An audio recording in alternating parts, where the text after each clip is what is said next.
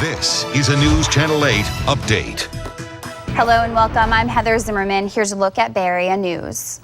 Tampa Police and the Hillsborough County Sheriff's Office are teaming up for a crime sweep called Operation Alliance. Friday night, the teams arrested nearly 60 people, mostly on drug charges. Last night, they continued rounding up people with outstanding warrants. This mission targets Northeast Hillsborough County, and it's the second time this team has come together to fight crime since June. A lot of the criminals we deal with don't just stay within one area. They don't know jurisdictional boundaries like we have, so they go back and forth between the city limits and the county limits. Under Operation Alliance, the groups have a no-tolerance policy. Another goal of this project is to improve the relationship between the Hillsborough County Sheriff's Office and the Tampa Police Department.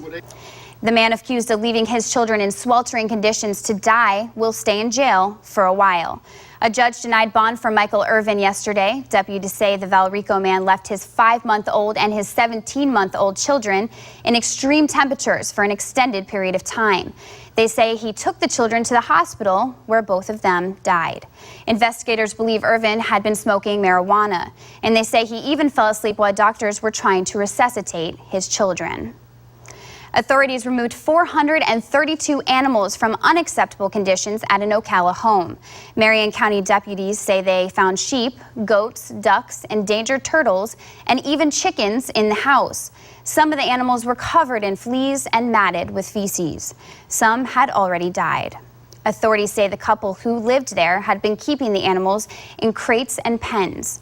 No arrests have been made yet.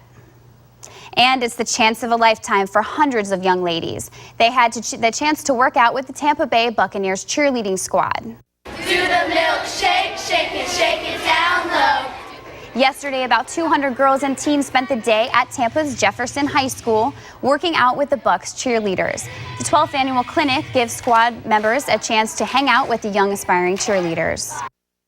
First, they have to learn a halftime show that they'll be performing for our second preseason game.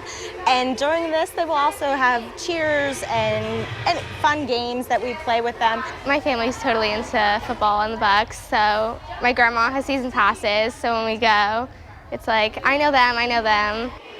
The Junior Buck cheerleaders meet again Friday when they perform at the halftime of the Bucs preseason matchup against the Houston Texans. And that's a quick look at Bay Area news. I'm Heather Zimmerman. Join us again next hour. Now back to CNN Headline News.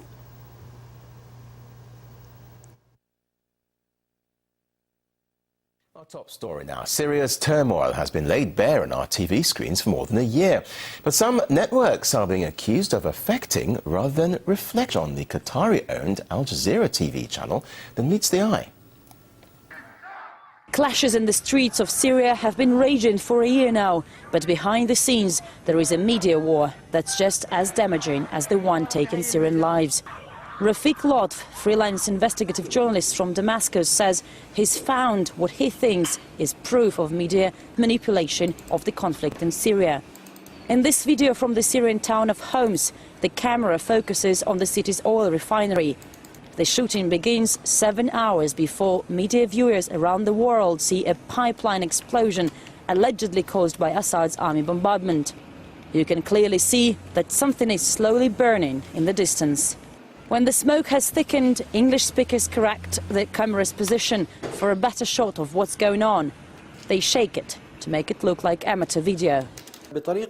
I know this video is on the Al Jazeera server. It's clear it's not an explosion, but they ignore that and keep on reporting it the way they need to see it. In another video from a hospital in Homs, someone behind camera talks to a doctor. In the corner, we see little Nakham. When you are on air, you should tell Bashar God will punish you and then talk about his wife, okay? Let's rehearsal again. After some 30 minutes of waiting, the crew starts to get nervous. Let's call Al Arabiya, maybe. For how long can we wait? No, we need Al Jazeera. While live on Al Jazeera, eventually, the girl will forget some details. God punish you, Bashar, and your children. In this footage, we see Danny, a Homs activist known for his exclusive reports from the very epicenter of the conflict. He's preparing to go live on CNN, and there is no shooting until he asks for it. What shall I say? Tell them there are some buildings collapsed and we're taking bodies away. You say there could be as many as 200 dead just in the last hour or two? We have 200 dead in the last 3 hours. In the first half an hour, we've got 40 dead. In the first half an hour. And we got the video up on YouTube. The activists who become journalists try to make their shows as hard as possible. The more blood and death, the higher the price. But not everyone is happy about it. Well-known war correspondent Ali Hashem used to report for Al Jazeera from the world's conflict hotspots, but Syria has become the Rubicon he couldn't cross. He mentioned armed groups fighting against Assad's army, and his bosses in Doha told him he needed a vacation. Ali has just resigned because of biased coverage, he says. Some were like, promoting the revolutions in Libya, Syria, Egypt, Tunisia, whatever. I'm Carl Azuz. Hope your Tuesday's going well so far. First up, with U.S. combat troops out of Iraq and the war in Afghanistan winding down, the U.S. government wants to shrink its military. This could affect some of you who are planning to go into the U.S. Armed Forces. Defense Secretary Chuck Hagel says there are difficult decisions ahead, as the plan is to reduce the military to the size it was before World War II. The government wants to cut costs and take advantage of modern military technology. But Congress has to approve the reduced budget, and some lawmakers may not be on board. Since 9/11, the U.S. military has bulked up its resources, enabling it to wage wars in Afghanistan, Iraq, and a global war on terror. Now, in a carefully crafted plan announced Monday at the Pentagon, the military says it will scale back to force levels not seen since before World War II. We must now adapt, innovate, and make difficult decisions to ensure that our military remains ready and capable. The details: the Army will reduce its forces from a high of 570,000 to around 450,000 troops. The Marine Corps will cut its forces by 8,000, or about 4%. And the elimination of the A-10 Warthog attack jet, which would save $3.5 billion over 5 years. Our recommendations favor a smaller and more capable force, putting a premium on rapid participate in English class discussions, finish up their algebra problems, or ask teachers questions.